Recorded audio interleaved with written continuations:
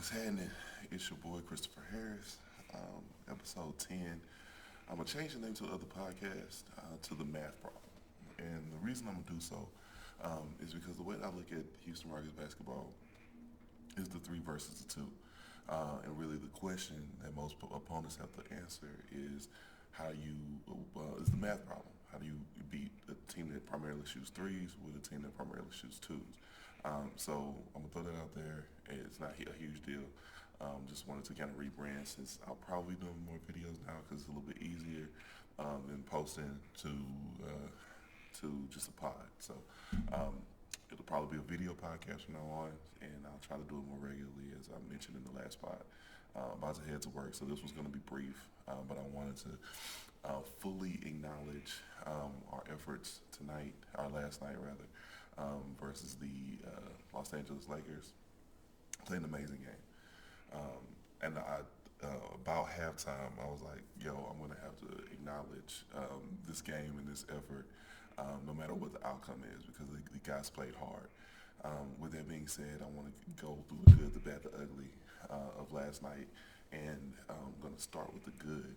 The first things first, before I even get into it, last time I didn't get a chance to say, Clint, you'll be missed, and you worked hard, you put in the effort, you did the work, you did what was asked of you, man, and the city of Houston, Rockets fans in general, you'll be missed. And I'm a fan. I'll try to follow your exploits in Atlanta.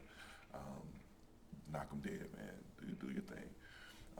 Love your story. Love the way you play, and just keep it up and keep getting better.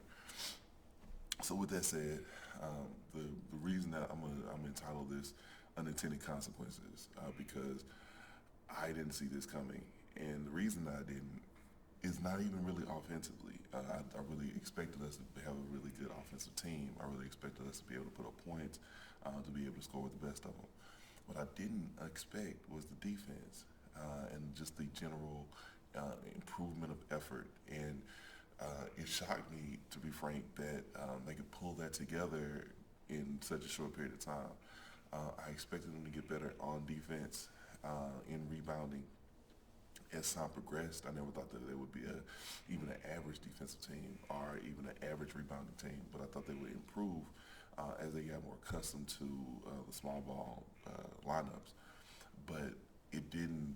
There was no. It was not in the realm of thought that they would just improve with the subtraction of Clint.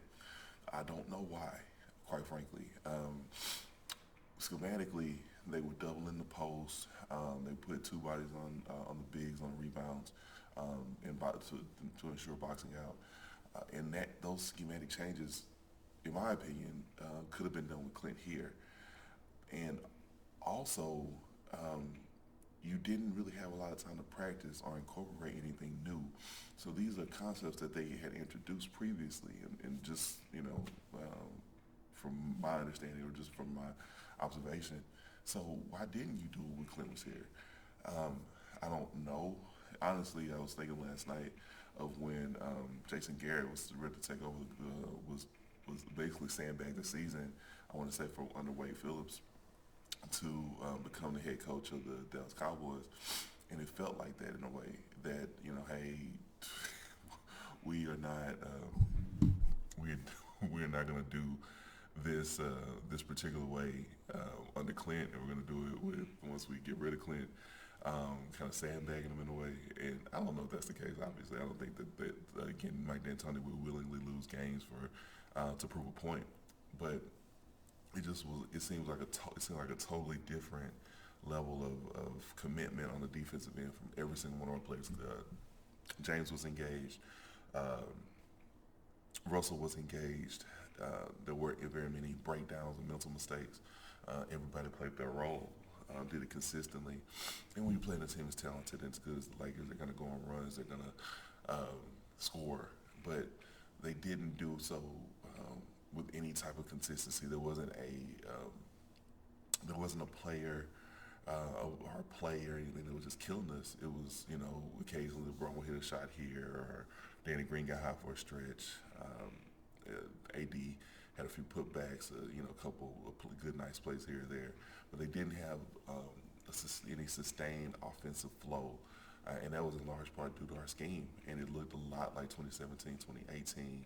Um, and again, you did that with Clint in the middle, so why couldn't you do that with Clint in the middle before?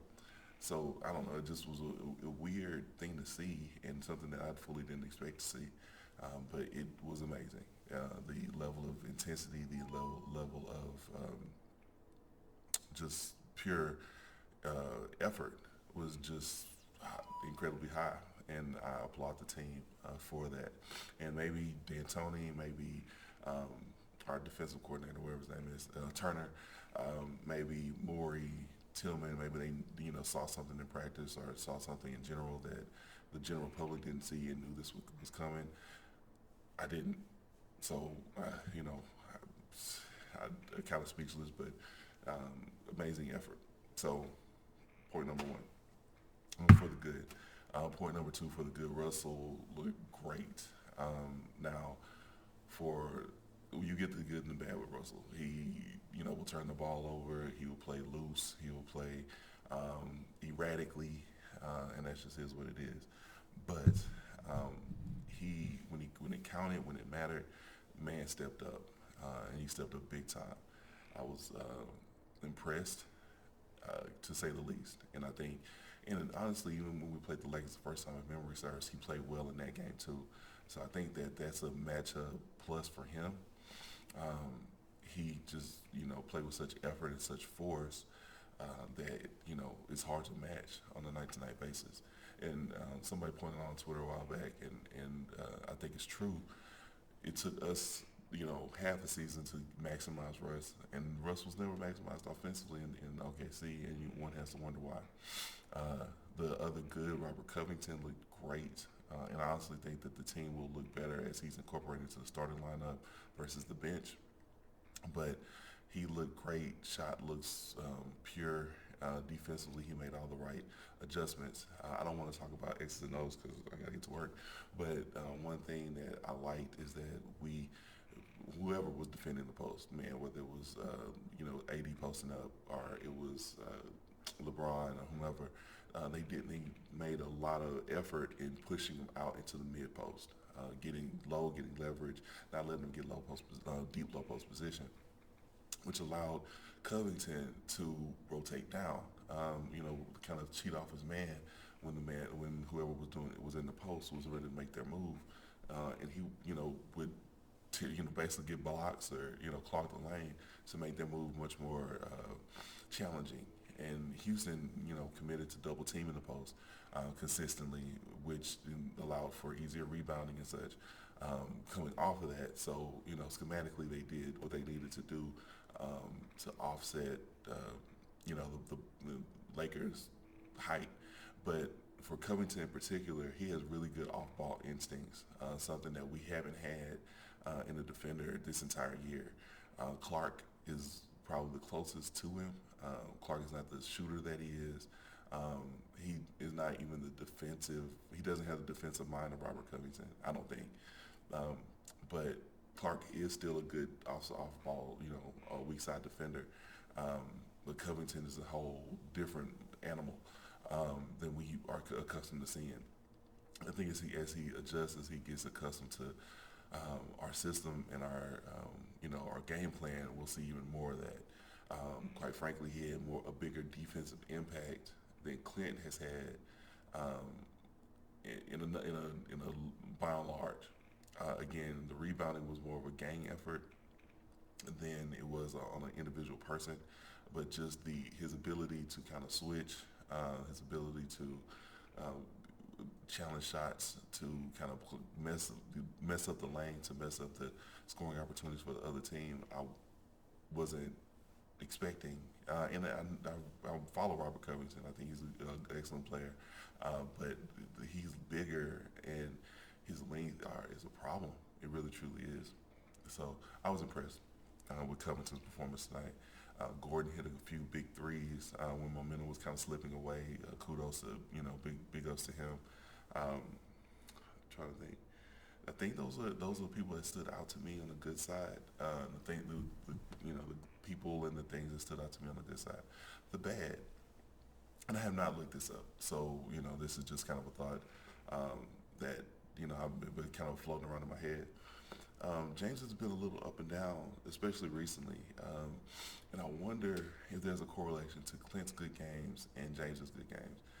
The reason I say that is because people look at Clint as being the recipient of James's brilliance, but what if if that's a symbiotic relationship, and Clint is benefiting, which opens up more space and more, how can I say it, lessens the defensive attention on pick and rolls on James than would be otherwise.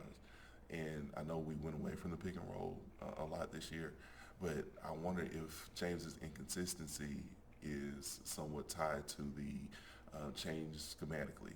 Now, with that being said, I would make the choice, 10 times out of 10 to get a 70% James and 100% Russ versus a 50% Russ and 100% James, or 25% Russ and 100% James, which is what I think you were going to get, or what you were getting if you didn't kind of unclog the middle. So offensively, I understand, I get it, the trade-off, but I wonder if there was a trade-off, and I feel like there was to an extent. So something to watch, something to monitor. We did have a few kind of blown defensive, rotations, and that's to be expected, especially in the first game under a new scheme. And again, as I've raised before, I wonder why we didn't kind of commit to some of these changes prior to losing Clint, versus kind of going back to the good. Not what I'm thinking about it. Our rotations were good. Again, don't know why we didn't do this with Clint, but having a consistent 9-man rotation will make this experiment last longer. Will make our ability to kind of sustain this and sustain this level of effort last longer. Why we didn't do this before, both defensively and rotation wise, they asked D'Antoni. I don't know. I think to me it did our team a disservice, did Clint a disservice. But you can't argue with results. So glad that they finally have made some changes that we've been calling for as a fan base for a while. Glad that they did them. It's weird the circumstances that they did them in, but I'm glad they did them. Back to the bad. Again, James Harden's performance wasn't too great. Lakers were smart by giving him different defensive looks, putting AD on him sometimes, doubling him sometimes. And that generally speaking, if you want to slow down James, give him different looks with the different long defenders. Avery Bradley had an excellent game in general, but he had a really good game on the defensive end. So kudos to their defensive scheme for kind of slowing him down. But in general, I wonder if the absence of Clint will affect him most, just on the consistency level. The ugly, there wasn't much. Like I said, we had a few defensive miscues, a couple putbacks. And another good gang rebounding. I think the rebounding battle was essentially tied. You bring that energy every night, both defensively and rebounding, you'll win a lot of games, and you could make a pretty substantial defensive run depending on who you match up with. Ironically, I'm now concerned about Denver, which would have been super easy, which was a gimme versus in Clint.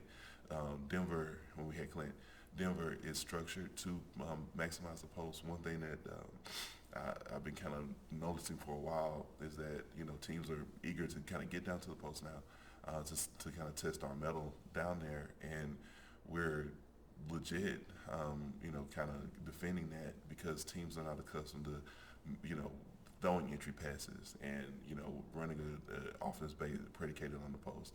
Philly is. Denver is. And I wonder how this will look when we have to play some of those post-oriented teams. But for one night, hey, we did our thing. Sorry. Last but not least, the ugly. There's not a lot to comment on in this realm. Again, James didn't have the best night. House had a good first half. Was quieter in the second, but played with a lot of energy, a lot of heart. Didn't really notice Macklemore too much. And again, I haven't rewatched the game. I didn't look at the stats. Went straight to bed. But I wanted to, do this before, we're on to Phoenix. But I think that, we do what we're doing, what we did last night. We'll win a lot. I was really impressed. I don't take back my questions about the process to get here. Like I said, I think the success is a process and not just kind of throwing stuff against the wall until something clicks.